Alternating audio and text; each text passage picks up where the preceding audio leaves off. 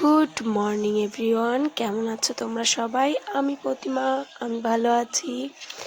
নমস্কার, প্রতিমা kitchen with village food থেকে নতুন আরও একটি সাধারণ গ্রামের পদ্ধতিতে রান্না নিয়ে চলে আসলাম। এখানে কাতলা মাছের লেজের উপরে কিছুটা মাছ আমি এখানে কলা আলু দিয়ে রান্না করব, পাতলা ঝোল।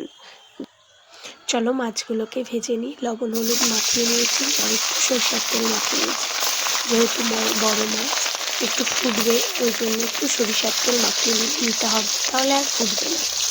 এবার একটু হালকা করে তেল দিয়ে মাছগুলোকে সুন্দর লাল লাল করে ভেজে নেব। খুব কড়া করব না, বেশি কড়া করলে মাছ আমার কাছে ভালো লাগে না, ওই জন্য আমি হালকা করেই ভাজব। এখানে আমি ওই তেলেই কলাগুলোকে ভালো করে ভেজে নেব।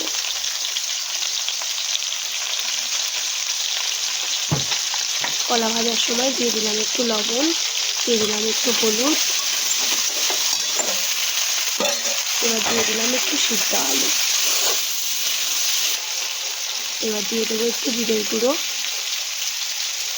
এবার দিয়ে দেবো একটু লঙ্কা গুঁড়ো।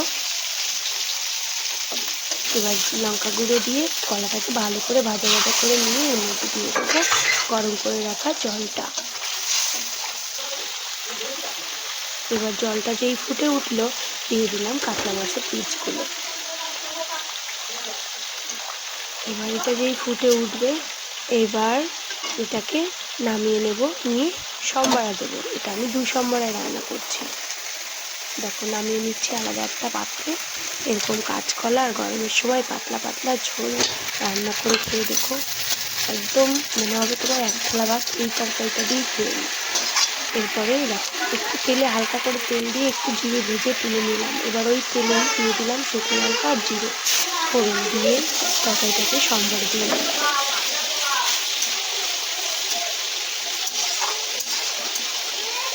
এবার ওই যে জিরেটা তুলে রেখেছিলাম, জিরেটাকে আমার একটা ছোটো শিল আছে, আমি অন্যদিন তোমাদের অবশ্যই দেখাবো, শিলটা দিয়ে ঘষে নিয়ে দিয়ে দিলাম। আমি কিন্তু বড় পাতা শিল কিনিনি, ছোটো শিল দিয়ে ঢাকনাটার ওপরেই ঘষে তরকারিতে দিয়ে দিলাম।